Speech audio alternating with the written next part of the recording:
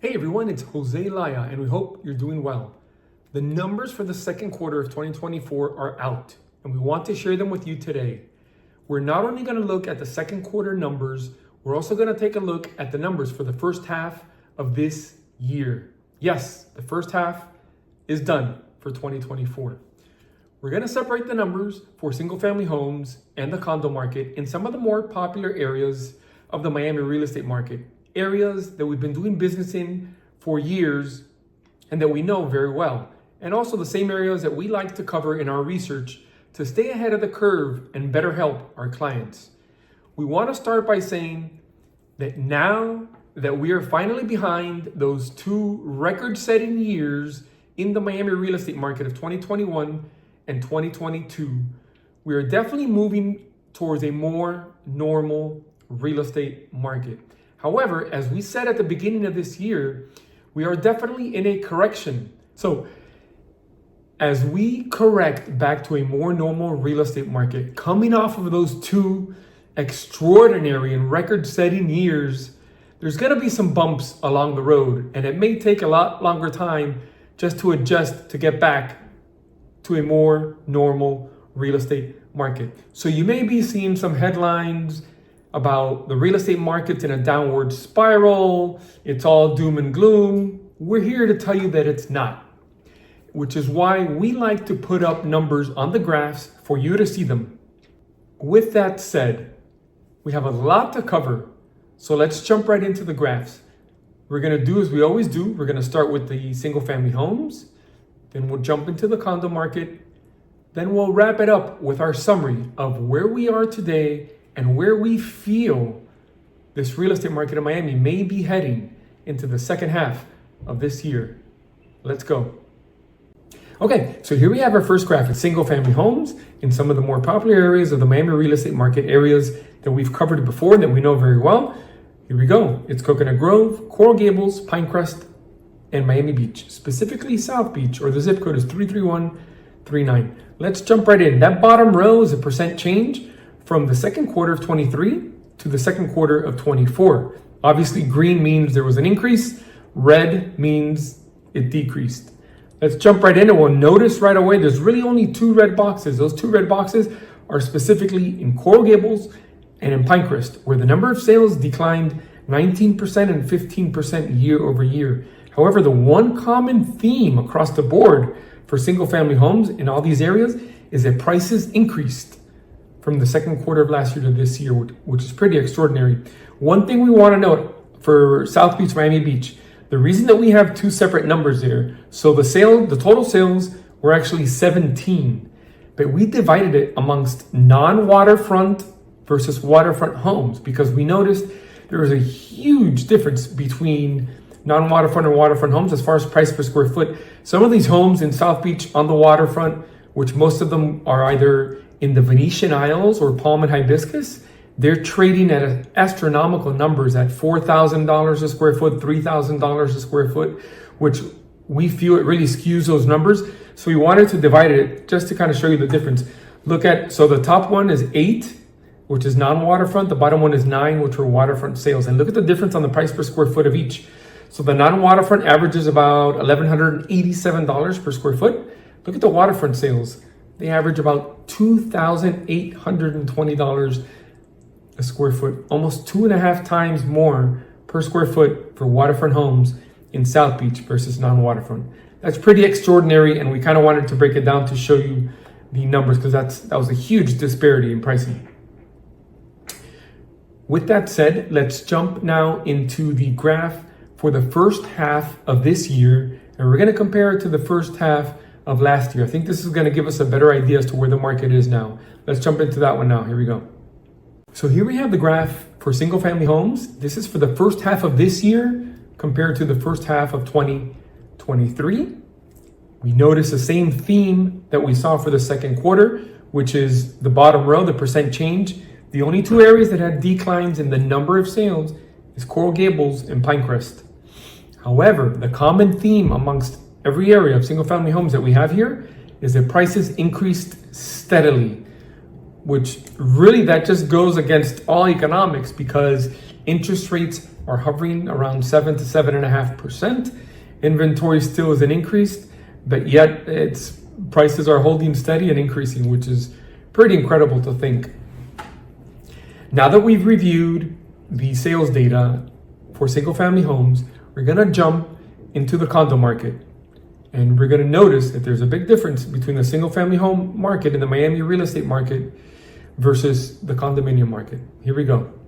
Okay, so now we have the graph up for the condo market. In the condo market, we're looking at some of the more popular areas for condos, which include south of 5th, downtown Miami, Brickell, and Coconut Grove. We've been doing business in these areas for many years and know them very well. The interesting thing about these areas is that if you look them up on a map, you'll notice that they actually hug Biscayne Bay on the eastern side of Miami. And they're, really from south of 5th, which is the southernmost point, to Coconut Grove. It's really only about 5 or 6 miles away from each other. And they're all on the eastern side along Biscayne Bay, we just wanted to point that out in case someone out there didn't know where these areas were. So they're pretty close to each other, but they're completely different markets, as we'll see by price per square foot and the number of sales. Let's dive right in. You're gonna notice right away in the condo market versus the single family homes, look at the percent change. It's the change from second quarter of this year to second quarter of last year. The number of sales is down dramatically in every area. However, in 2 of the 4 areas, prices have increased, while in downtown and Brickell, pricing barely held on, which we want to jump into the data now for the first half of this year to see if we can spot any trends developing. Let's jump into that graph now. Here we go. So here's the data set for the first half of this year compared to the first half of 2023 for the same areas. And again, look at the percent change.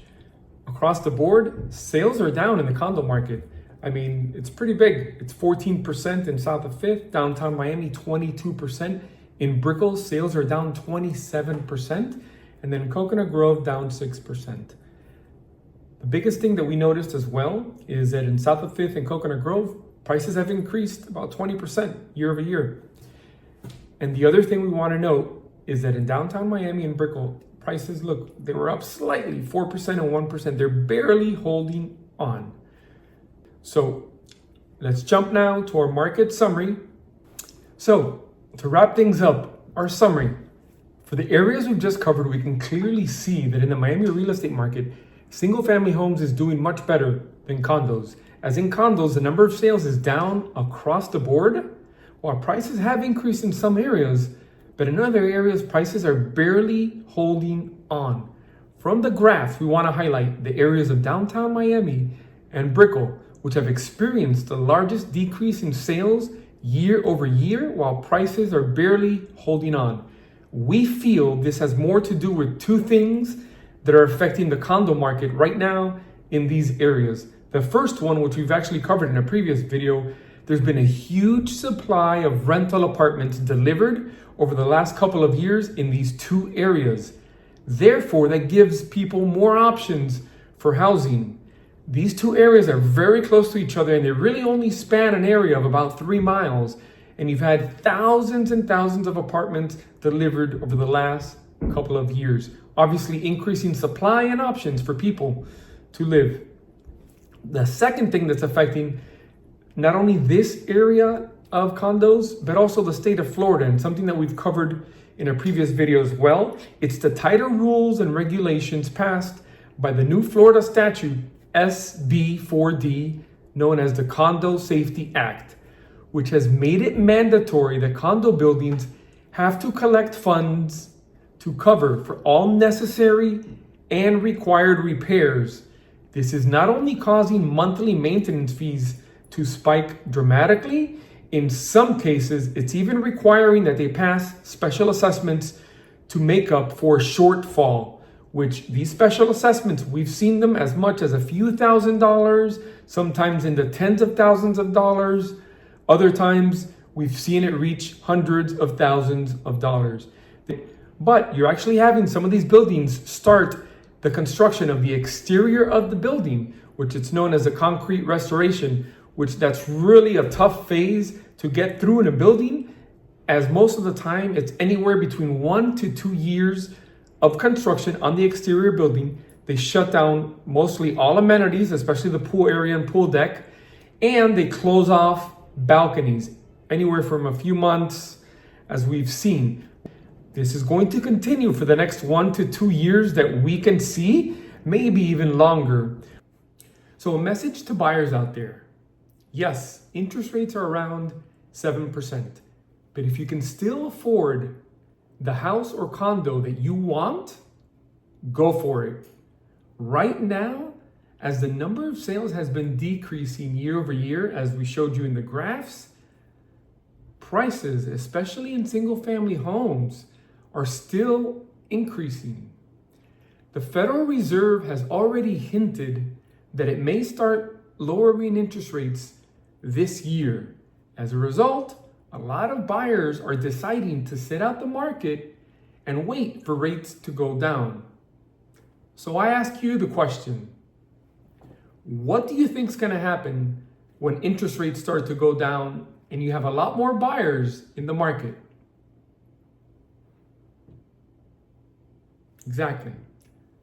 As there's a lot more competition circling and in the market, sellers are going to be wise about it and they're going to hold on their prices. They're going to be less willing to negotiate, and you're going to have a lot more competition as a buyer. So we like to strike when there's less competition out there, especially when working with buyers. We would say that for single family homes, which is a lot more competitive market, it's a great time right now to be a buyer. For the condo market, it's going to be a little tricky, especially with what we just highlighted, especially with the Condo Safety Act and these buildings undergoing all these assessments and stuff. That's going to be a little tricky. And I would say as a buyer, really, if you find the ideal condo and the ideal building and the perfect location that you want, go for it. Just make certain that you're getting the right price for it, given all the assessments and the increased maintenance fees. But for single family homes, right now is a great time to be out there as a buyer. Moving right along, what we've noticed from both segments in single family homes and in condos by being in the market daily is that if you price your property correctly and it's got to be in good condition, it's going to sell in about 30 to 60 days. We've noted that properties that sit on the market for over 60 days are more than likely overpriced. And once they hit that 60 to 90 day mark of days on the market, they seem stale and they tend to sit for a lot longer. And truly at that point, you're just trying to chase the market, which unfortunately it's going to typically require a large price reduction just to get the attention of buyers back. So the market is strong. It's just very sensitive to price. And demand has definitely decreased from those record-setting years, but demand is still there. Here's a note to sellers and listing agents, if you're listening. Please stop overpricing listings. You're doing yourself a disservice. The 2021 and 2022 market is way behind us. You're just slowing things down in the real estate market. Do your homework. Look up the market. Look up active listings. Look up pending listings. Look up closed sales. I mean, the market's going to speak to you. You just have to be willing to listen. We're now in the middle of summer, and summer's typically a slow selling season here in Miami. We feel it will be a slow summer to close out the summer. We now just need to see how we pull out of this summer slowdown and head into the fall and winter market, which this year, it may be a bumpy ride, as this is an election year, and we have typically seen a slowdown heading into the election time. So we're just going to have to wait and see what happens. By providing you with this information, our goal is to give you a deeper insight into the local real estate market here in Miami and to help you understand the current trends and developments in your desired area to allow you to make informed decisions about your home purchase and or home sale. We hope we were able to provide value and to be of service. We thank you for watching, and we'll see you soon. Have a great one.